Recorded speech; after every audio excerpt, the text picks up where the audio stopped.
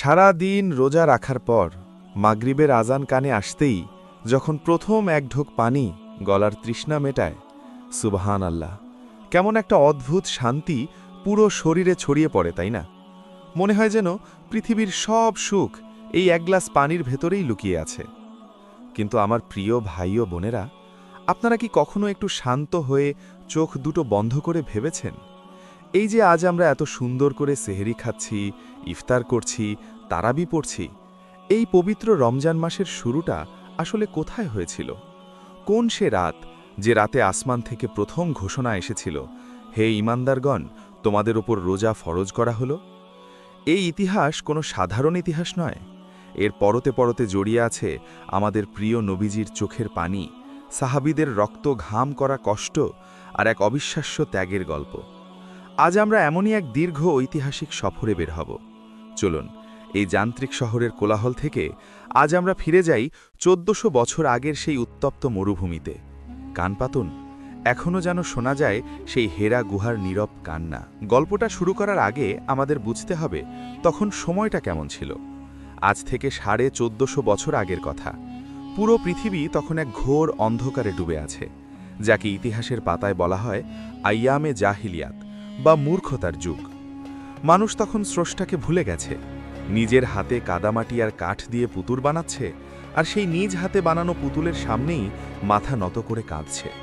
একটু ভেবে দেখুন তো, যে পবিত্র কাবা ঘর হজরত ইব্রাহিম আলাহিসাল্লাম নিজ হাতে বানিয়েছিলেন এক আল্লাহর ইবাদতের জন্য, সেই কাবার ভেতরে আর ছাদে তখন ৩৬০টা মূর্তির মেলা।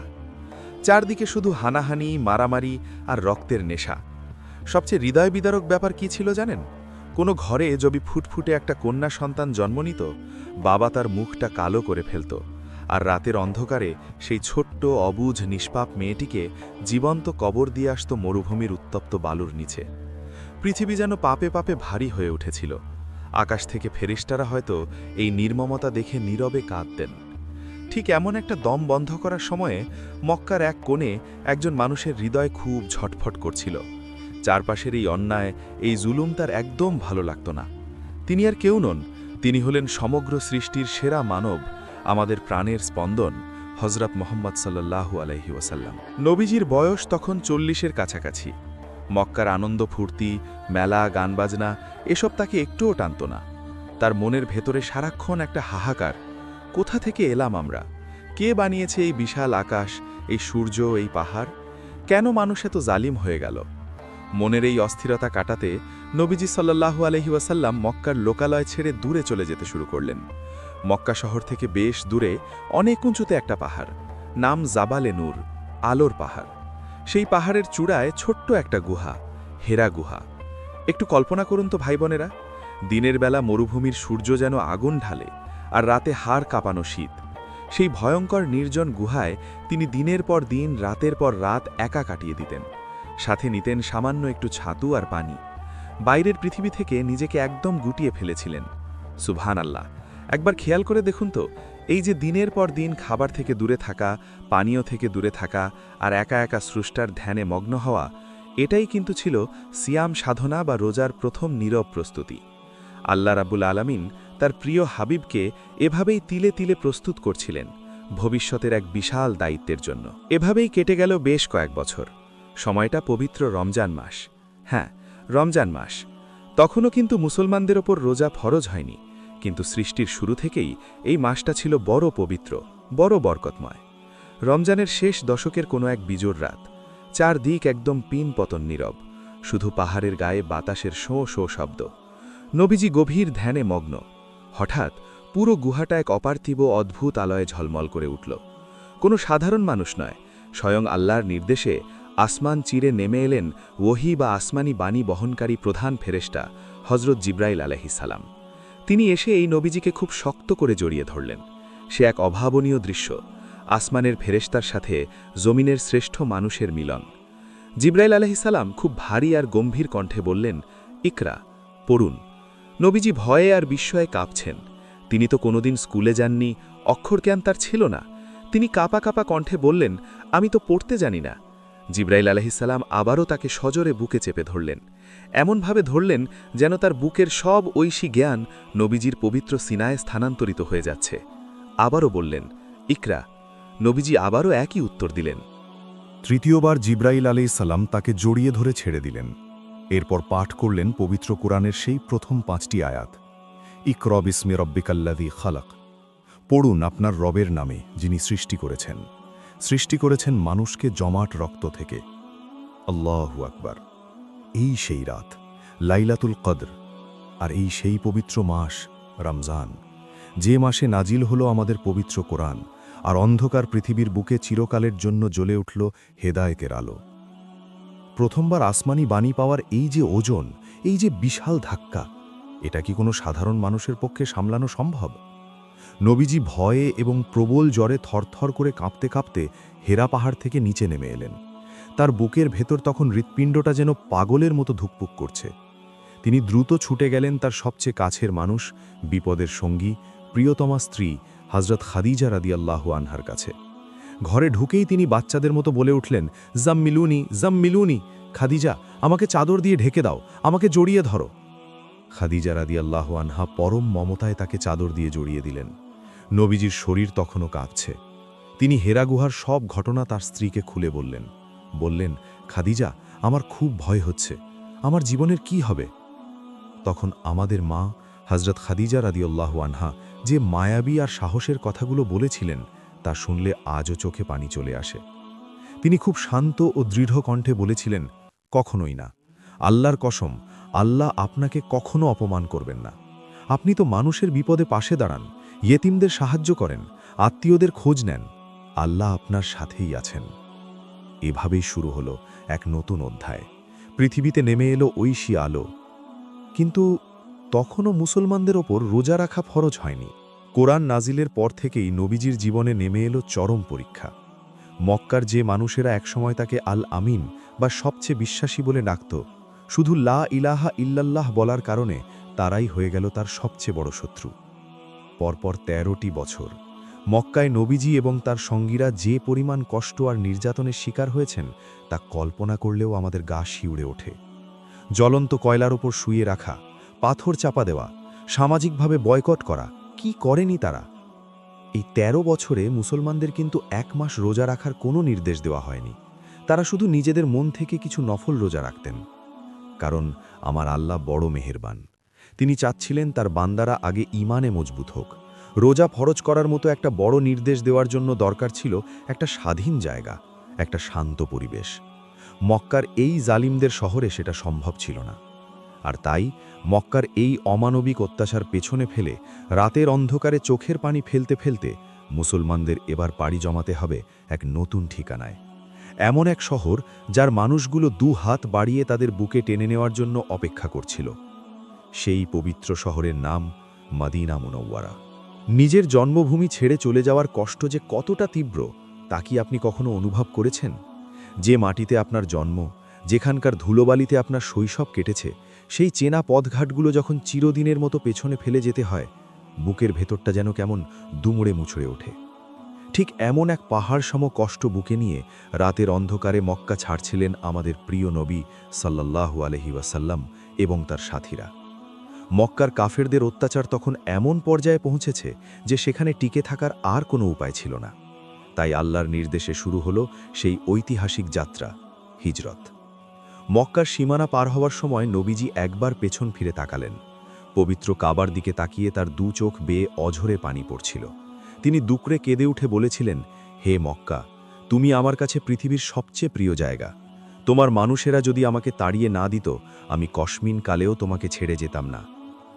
আমার প্রিয় ভাই ও বোনেরা, একটু ভেবে দেখুন তো, এই অশ্রু ভেজা বিদায়ের মধ্য দিয়েই মূলত রোপিত হচ্ছিল এক নতুন ভোরের বীজ। এমন এক ভোর যেখানে মুসলমানরা স্বাধীনভাবে তাদের রবের ইবাদত করতে পারবে, যেখানে তাদের ওপর নাজিল হবে সেই সিয়াম সাধনা বা 1 মাস রোজার সেই ঐতিহাসিক বিধান। মরুভূমির সেই দীর্ঘ ভয়ঙ্কর পথ পাড়ি দিয়ে নবীজি যখন মদিনার কাছাকাছি পৌঁছালেন, তখন চারপাশের বাতাস যেন হঠাৎ করেই বদলে গেল। মক্কার সেই গুমোট দমবন্ধ করা পরিবেশ আর নেই। মদিনার বাতাস অনেক স্নিগ্ধ, অনেক শীতল। মদিনার মানুষ, যাদেরকে আমরা ভালোবেসে আনসার বা সাহায্যকারী বলি, তারা নবীজিকে বরণ করে নেয়ার জন্য অধীর আগ্রহে রাস্তায় দাঁড়িয়েছিলেন। ছোট ছোট ছেলেমেয়েরা খেজুর গাছের পাতায় তাল মিলিয়ে আনন্দে গেয়ে উঠেছিল সেই বিখ্যাত স্বাগতম সঙ্গীত, তালা আল বদ্রু আলাইনা, অর্থাৎ আমাদের মাঝে আজ পূর্ণিমার চাঁদ উদিত হয়েছে। সুবহানাল্লাহ! ভাবুন তো দৃশ্যটা, যে মানুষগুলোকে মক্কায় দিনের পর দিন মারা হয়েছে, রক্ত ঝরানো হয়েছে, মদিনার মানুষগুলো তাদেরকেই পরম মমতায় বুকে টেনে নিল। আনসার সাহাবীরা মুত্তাকিদের মতো বললেন, হে আমাদের মক্কার ভাইয়েরা, আমাদের যা কিছু আছে, বাগান, বাড়ি, সম্পদ, তার অর্ধেক আজ থেকে তোমাদের। এই যে ভালোবাসা, এই যে নিশ্চিন্ত একটা আশ্রয়, এটাই ছিল রোজার মতো একটি কঠিন ইবাদত ফরজ হওয়ার সবচেয়ে বড় পূর্বশর্ত। কারণ পেটে তীব্র ক্ষুধা আর মনে সারাক্ষণ মৃত্যুর ভয় নিয়ে তো আর প্রশান্তির ইবাদত হয় না। আমার আল্লাহ বড়ই কৌশলী। তিনি তার বান্দাদের জন্য আগে একটি শান্তির নীড় তৈরি করে দিলেন। মদিনায় আসার পর শুরু হলো এক নতুন জীবন। নিজেদের হাতে তৈরি হলো ছোট্ট ছিমছাম মসজিদে নাবাবী। কিন্তু আপনাদের হয়তো মনে হতে পারে, মদিনায় আসার সাথে সাথেই বোধহয় মুসলমানদের ওপর রমজানের রোজা ফরজ হয়ে গিয়েছিল। না, তখনও রমজান মাস এলে মানুষ স্বাভাবিক নিয়মেই খাওয়া দাওয়া করত। তবে রোজা রাখার একটা চল কিন্তু আগে থেকেই ছিল। নবীজি যখন মদিনায় এলেন, তিনি দেখলেন মদিনার ইহুদিরা মহররম মাসের 10 তারিখে একটা বিশেষ রোজা রাখছে। তিনি তাদের জিজ্ঞেস করলেন, তোমরা আজ রোজা রাখছ কেন?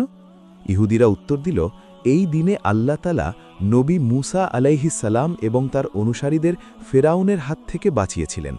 তাই মুসা আলাইহিস সালাম আল্লাহর শুকরিয়া আদায় করতে এই দিন রোজা রাখতেন। তখন আমাদের দয়াল নবীজি বললেন, মুসা আলাইহিস সালামের ওপর তো তোমাদের চেয়ে আমাদের অধিকার বেশি। এই বলে তিনি মুসলমানদের আশুরার দিন রোজা রাখার নির্দেশ দিলেন। এছাড়াও নবীজি প্রতি আরবি মাসের 13, 14 এবং 15 তারিখ, যাকে আইয়ামে বীজ বলা হয়, এই 3 দিন রোজা রাখতেন।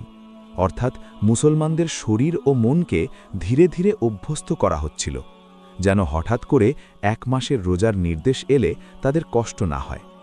আল্লাহ তার বান্দাদের ওপর একবারে কোনো বোঝা চাপিয়ে দেন না, তিনি অত্যন্ত দয়ালু। এভাবেই কেটে গেল মদিনার প্রথম বছর। দেখতে দেখতে চলে এলো দ্বিতীয় হিজরি সাল।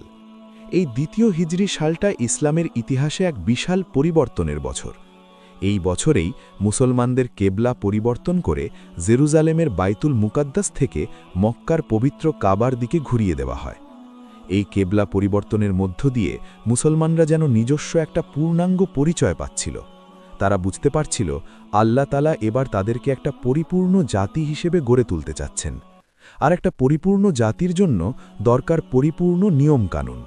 সময়টা তখন হিজরি দ্বিতীয় বর্ষের শাবান মাস। রমজানে আসতে আর মাত্র কয়েকদিন বাকি। মদিনার পরিবেশটা হঠাৎ করেই কেমন যেন ভারী আর ঐশ্বরিক হয়ে উঠল।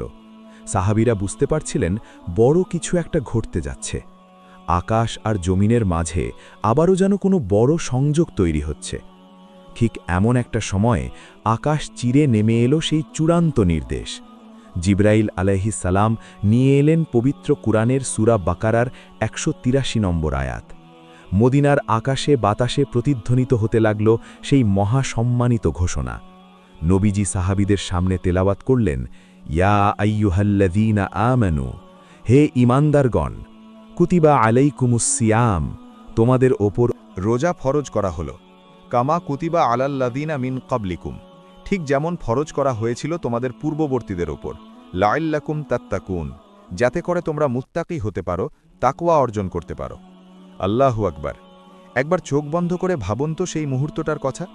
সাহাবীরা যখন প্রথমবার এই আয়াতটা শুনলেন, তাদের মনের অবস্থা কেমন হয়েছিল?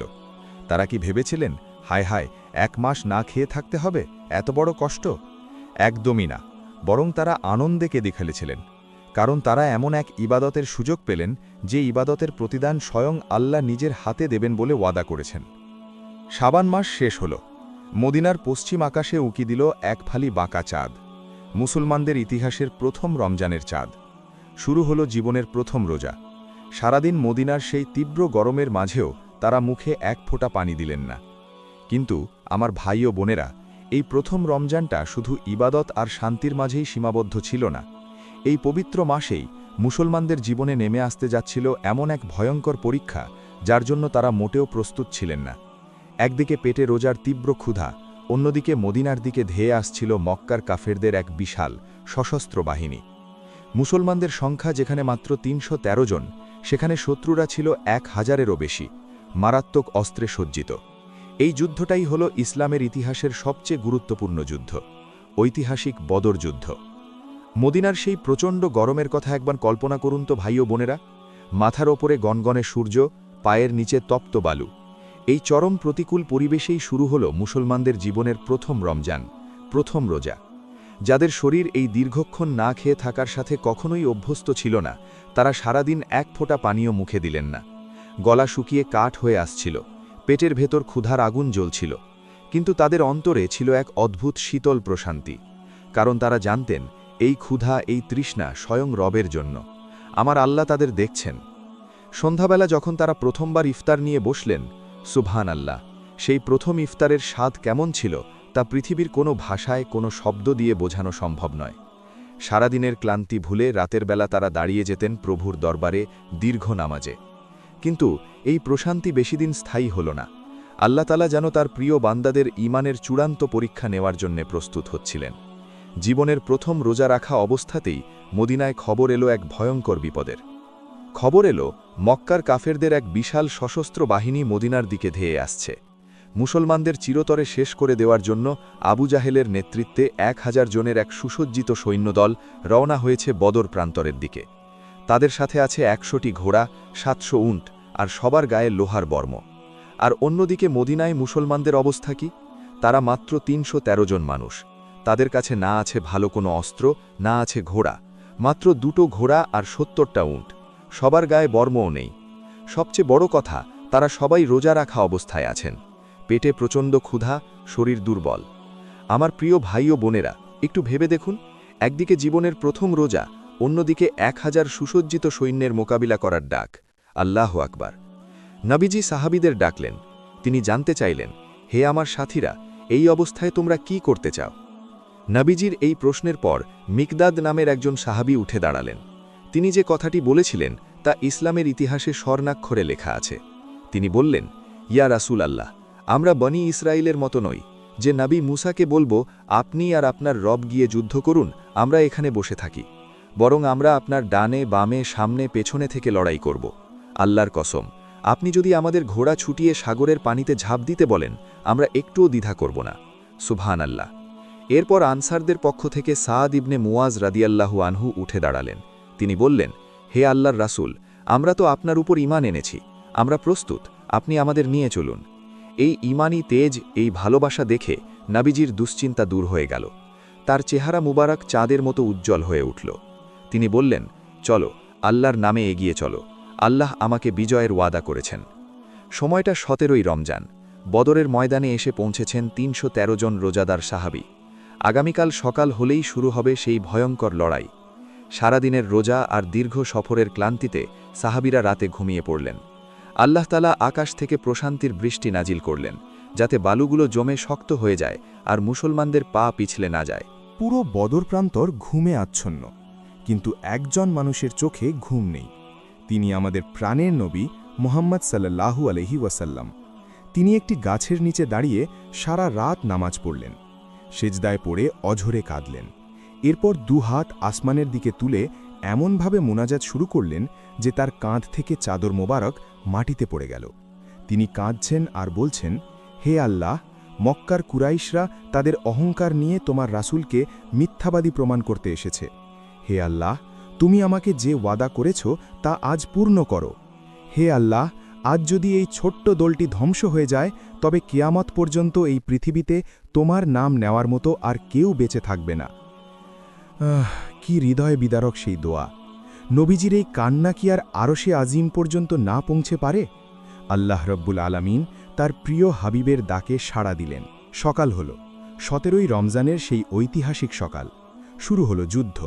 একদিকে পেটে পাথর বাঁধা রোজাদার খালি পায়ের ৩১৩ জন জানবাজ সাহাবী, আর অন্যদিকে ১,০০০ অহংকারী কাফের। কিন্তু আমার আল্লাহ তো ওয়াদা করেছিলেন, আকাশ চিরে নেমে এলো সাহায্য। কোরআনের ঘোষণা অনুযায়ী আল্লাহ তাআলা জিব্রাইল আলাইহিসসালামের নেতৃত্বে হাজার হাজার ফেরেশতা পাঠিয়ে দিলেন মুসলমানদের সাহায্য করার জন্য। বদরের ময়দানে কাফেররা দেখল সাদা ঘোড়ায় চড়ে কারা যেন মুসলমানদের হয়ে লড়াই করছে। আল্লাহু আকবার!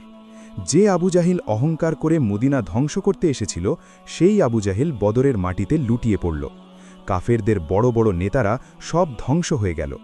৩১৩ জন রোজাদার সাহাবীর হাতে আল্লাহ তুলে দিলেন এক মহাবিজয়। এই রমজান মাসেই রোজার ভেতরেই ইসলাম পেল তার অস্তিত্ব রক্ষার সবচেয়ে বড় স্বীকৃতি। সত্য এবং মিথ্যার পার্থক্যকারী এই দিনটিকে কোরআনে বলা হয়েছে ইয়াউমুল ফুরকান। বদরের এই মহাবিজয় নিয়ে মদিনায় ফিরলেন নবীজি। দেখতে দেখতে শেষ হয়ে এলো জীবনের প্রথম রমজান মাস। রহমত, বরকত আর বদরের বিজয়ের আনন্দ নিয়ে পশ্চিম আকাশে উঁকি দিল শাওয়াল মাসের নতুন চাঁদ। ভাই ও বোনেরা, আপনারা কি কল্পনা করতে পারেন মদিনার সেই প্রথম ঈদের সকালটা কেমন ছিল? একদিকে দীর্ঘ ১ মাস রোজা রাখার পর আল্লাহর পক্ষ থেকে পুরস্কার পাওয়ার আনন্দ, অন্যদিকে বদর যুদ্ধে নিজেদের অস্তিত্ব রক্ষার বিজয়ের আনন্দ। ঈদের দিন সকালে নবীজি মুসলমানদের নির্দেশ দিলেন সাদকাতুল ফিতর বা ফিতরা আদায় করার জন্য, যেন মদিনার কোনো গরিব মানুষ, কোনো এতিম শিশু এই আনন্দের দিনে ক্ষুধার্ত না থাকে। ধনী গরিব সবাই যেন একসাথে ঈদের আনন্দ ভাগ করে নিতে পারে। সাহাবীরা গোসল করলেন, চোখে সুরমা লাগালেন, নিজেদের সবচেয়ে ভালো পোশাকটি পরলেন। তারপর তাকবীর ধ্বনি দিতে দিতে আল্লাহু আকবার, আল্লাহু আকবার, লা ইলাহা ইল্লাল্লাহ বলতে বলতে তারা জড়ো হলেন খোলা মাঠে। জীবনের প্রথম ঈদুল ফিতরের নামাজ পড়লেন নবীজির পেছনে দাঁড়িয়ে।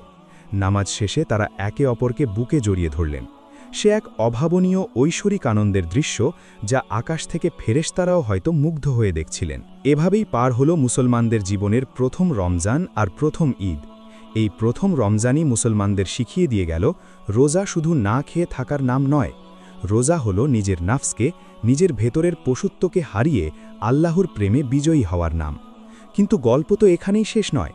এরপর প্রতি বছর ঘুরে ঘুরে আসতে লাগল পবিত্র রমজান। রমজানের সেই রাতগুলোর কথা আপনাদের মনে আছে, যে রাতে সাহাবীরা ঘুমাতে চাইতেন না, কোরআনের প্রেমে তারা সারা রাত তারাবিহের নামাজে দাঁড়িয়ে থাকতেন। আর সেই রাত লাইলাতুল কদর, যে রাত হাজার মাসের চেয়েও উত্তম। কিভাবে আসলো সেই রাতের ফজিলতের ঘোষণা? আর সবচেয়ে বড় কথা, যে মক্কা থেকে একদিন নবীজিকে কাঁদতে কাঁদতে বের হতে হয়েছিল, সেই মক্কায় কি তিনি আর কোনোদিন ফিরে যেতে পেরেছিলেন? পবিত্র রমজান মাসেই কি ঘটেছিল সেই ঐতিহাসিক মক্কা বিজয়ের ঘটনা? বদরের সেই মহাবিজয় আর প্রথম ঈদের আনন্দের পর মদিনার মুসলমানদের জীবনে রমজান যেন এক নতুন মাত্রা নিয়ে এলো। রোজা শুধু আর দিনের বেলার উপবাস রইল না, রাতের বেলাতেও শুরু হলো এক অপূর্ব ইবাদতের উৎসব। সারাদিন রোজা রাখার পর ক্লান্ত শরীর নিয়ে মানুষ যখন গভীর ঘুমে আচ্ছন্ন, তখন আমাদের প্রিয় নবীজি রাতের অন্ধকারে দাঁড়িয়ে যেতেন প্রভুর দরবারে। তিনি এত দীর্ঘ সময় ধরে নামাজ পড়তেন যে তার পবিত্র পা মোবারক ফুলে যেত। একদিন রমজানের রাতে নবীজি মসজিদে নববীতে নামাজ পড়ছেন। কয়েকজন সাহাবী দেখলেন নবীজি কোরআন তেলাওয়াত করছেন। তারা মুগ্ধ হয়ে নবীজির পেছনে এসে দাঁড়িয়ে গেলেন। পরের দিন এই খবর পুরো মদিনায় ছড়িয়ে পড়ল। দ্বিতীয় রাতে মানুষের সংখ্যা আরও বাড়ল। তৃতীয় রাতে মসজিদে নববী কানায় কানায় পূর্ণ হয়ে গেল। সবাই নবীজির পেছনে দাঁড়িয়ে রমজানের রাতের এই বিশেষ নামাজ আদায় করলেন। কিন্তু চতুর্থ রাতে এক অদ্ভুত ঘটনা ঘটল। মসজিদ মানুষে ভরপুর, সবাই নবীজির অপেক্ষায় দাঁড়িয়ে আছেন, কিন্তু নবীজি নিজের হুজরা মুবারক থেকে আর বের হলেন না। সাহাবীরা সারা রাত অপেক্ষা করলেন। ফজর হলে নবীজি বাইরে এলেন। সাহাবীরা জিজ্ঞেস করলেন, ইয়া রাসূলাল্লাহ, আমরা তো সারা রাত আপনার অপেক্ষায় ছিলাম। তখন আমাদের দয়াল নবীজি যে উত্তর দিয়েছিলেন তা শুনলে আপনার প্রতি ভালোবাসায় আপনার মাথা নত হয়ে আসবে। তিনি বললেন, আমি জানতাম তোমরা আমার অপেক্ষায় ছিলে, কিন্তু আমি ভয়ে বের হইনি। আমার ভয় হচ্ছিল, আমি যদি এভাবেই প্রতিদিন এই নামাজ পড়াই, তাহলে আমার আল্লাহ হয়তো এই রাতের নামাজটাকেও তোমাদের ওপর ফরজ করে দেবেন, আর তখন আমার উম্মত এই কষ্ট সহ্য করতে পারবে না। সুবহান আল্লাহ! একবার ভেবে দেখুন উম্মতের প্রতি নবীজির কত দরদ। এই বিশেষ নামাজটি হল আজকের তারাবিহ, যা নবীজির যুগে শুরু হলেও পরবর্তীতে খলিফা হজরত ওমর রাদিয়াল্লাহু আনহুয়ের যুগে জামাতের সাথে পড়ার এই সুন্দর নিয়মটি পুরোপুরি চালু হয়। রমজানের রাতগুলো কোরআনের সুরে সুরে এভাবেই জীবন্ত হয়ে ওঠে। এভাবেই মদিনায় রমজান আসত আর সাহাবীরা ইবাদতে মশগুল থাকতেন। কিন্তু একদিন নবীজি খুব চিন্তিত হয়ে পড়লেন।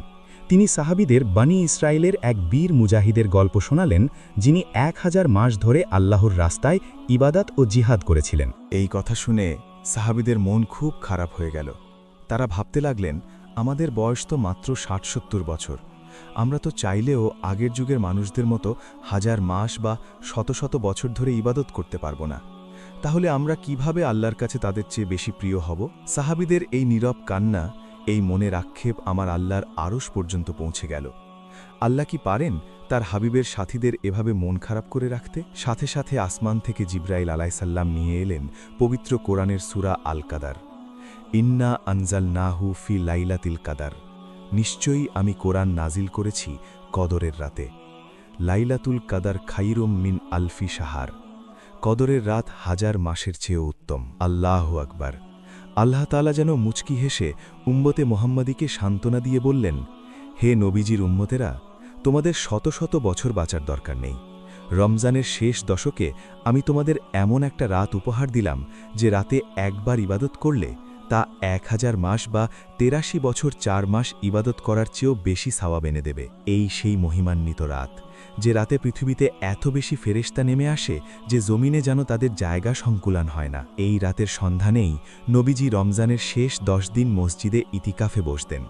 দুনিয়ার সবকিছু ছেড়ে দিয়ে শুধু আল্লাহর প্রেমে মগ্ন হয়ে যেতেন।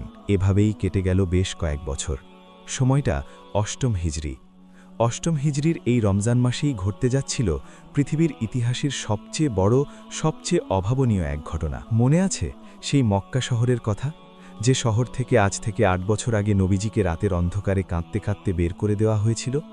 যে মক্কার কাফেররা মুসলমানদের ওপর অকথ্য নির্যাতন চালিয়েছিল? সেই মক্কার কুরাইশরা যখন হুদাইবিয়ার সন্ধি ভঙ্গ করল, তখন নবীজি সিদ্ধান্ত নিলেন, এবার সময় এসেছে, এবার কাবার চাবি ফিরে পাওয়ার সময় এসেছে। রমজান মাসের 10 তারিখ নবীজি মদিনা থেকে 10,000 জানবাজ সাহাবীর এক বিশাল বাহিনী নিয়ে মক্কার দিকে রওনা হলেন। 10,000 সাহাবী। একটু কল্পনা করুন দৃশ্যটা।